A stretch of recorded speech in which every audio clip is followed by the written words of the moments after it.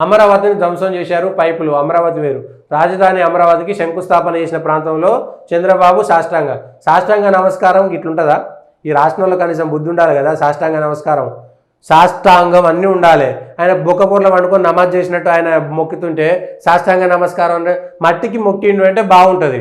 శంకుస్థాపన చేసిన మట్టికి ఆయనను ఎలివేట్ చేయాలని, చంద్రబాబు నాయుడు హీరో అని చెప్పాలని ఇదే అక్కడ జగన్ను కొంతమంది మీడియా ఖరాబ్ చేసింది. ఇప్పుడు చంద్రబాబు నాయుడు మరొక మీడియా ఖరాబ్ చేసేటువంటి ప్రయత్నం చేస్తుంది.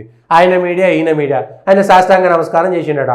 శంకుస్థాపన ప్రాంతంలో పర్యటించిన చంద్రబాబు అక్కడ పరిస్థితిని చూసి తీవ్ర ఆవేదనకు గురయ్యాడు.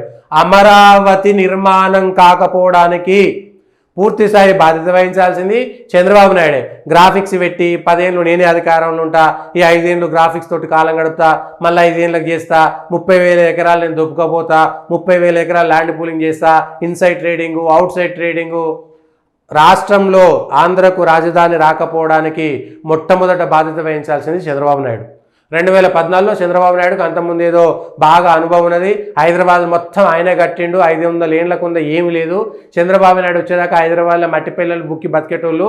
చంద్రబాబు నాయుడు వచ్చినాకనే ఎన్టీ రామారావు వచ్చినాక బోధినుడు అలవాటైంది.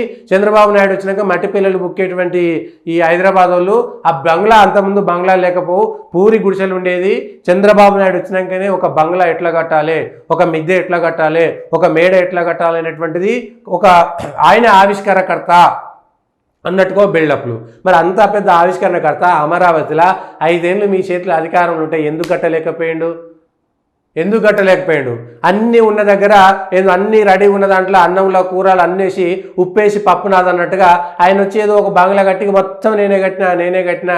హైదరాబాద్లోకి తెలివి లేదు. పొద్దుగాల లేవడం రాదు వాళ్ళు. పొద్దుగాల 9 గంటలకు లేచేటోళ్ళు, 10 గంటలకు లేచేటోళ్ళు.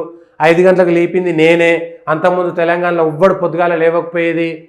మేము వచ్చినంత వరకునే వాళ్ళకి బాత్రూమ్లు తెలిసినట్టుగా చెప్తున్నాడు ఈయన మాట. ఇప్పుడు మరి ఇదే అమరావతి 5 ఏళ్ళు అధికారంలో ఉన్నప్పుడు అరే అక్కడ బెంగళూరులో కట్టారు, కావాలంటే పోయి చూడండి, హిస్టరీ తెలుసుకోండి.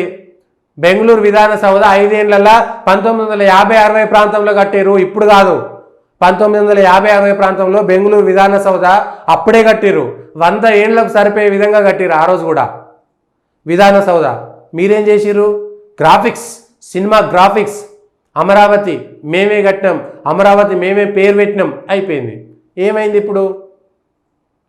అమరావతి లేకపోవడానికి రాష్ట్రంలో రాజధాని తాత్కాలిక నిర్మాణాల పేరుతో ఎవరు తాత్సారం చేసిరు? తాత్కాలిక నిర్మాణాలు ఎందుకు మధ్యలో? కట్టిన ఏవో ఫుల్ పేరు కట్టవచ్చు కదా. పూర్తిస్థాయి నిర్మాణాలు ఎందుకు కట్టలేకపోయారు? చంద్రబాబు నాయుడు విఫలమయ్యాడు. హైదరాబాద్లో ఆల్రెడీ ఉన్నటువంటి దానికి ఆ కొసకో బిల్డింగు, ఈ కొసకో బిల్డింగ్ ఒకటి కట్టి నేను చేసిన అనేటువంటి మాట చెప్పుకున్నారు, కానీ ఏమీ చేయలేదు.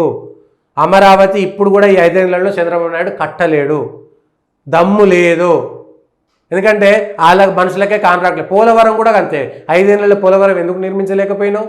5 ఏళ్ళు నీదే కదా, కేంద్రం పూర్తిస్థాయి డబ్బులు ఇస్తుంది కదా. కాంట్రాక్టర్లను ఎందుకు మార్చుకున్నారు? ఎందుకు ఒత్తిడి తెచ్చారు?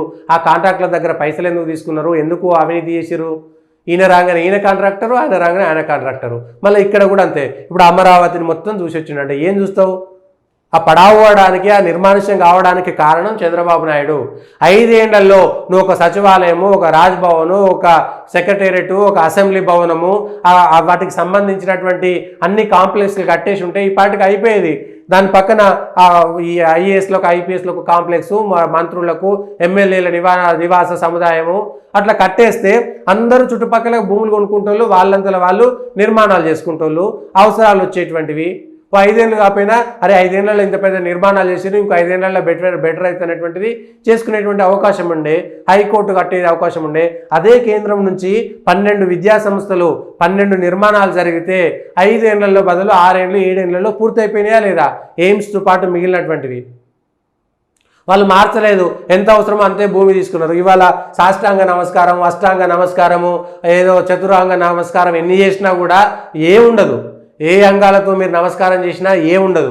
కేవలం 4 రోజుల బిల్డప్ ఉంటుంది తప్పితే దమ్ము ఉంటే అమరావతిని రేపు పొద్దుగాల స్టార్ట్ చేయాలి. 4 ఏళ్లలో మీరు మళ్ళా ఎన్నికలు పోయే నాటికి పూర్తి స్థాయి నిర్మాణాలను చేయగలిగితే తప్ప మిమ్మల్ని నమ్మరు. లేదంటే కేవలము మీ బంధువులకు 4 డబ్బులు వచ్చేటువంటి నిర్మాణాలు చేసుకునేటువంటి భూములు కొల్లగొచ్చేటువంటి ప్రయత్నం తప్ప ఇంకొకటి ఉండదు. ఇవి ఈరోజు ఉన్నటువంటి వార్తలు అనుకున్నటువంటి వాస్తవాలు విశ్లేషణ. దయచేసి పొలిటికల్ వాయిస్ను లైక్ చేయండి, సబ్స్క్రైబ్ చేయండి, షేర్ చేయండి, కామెంట్ చేయండి.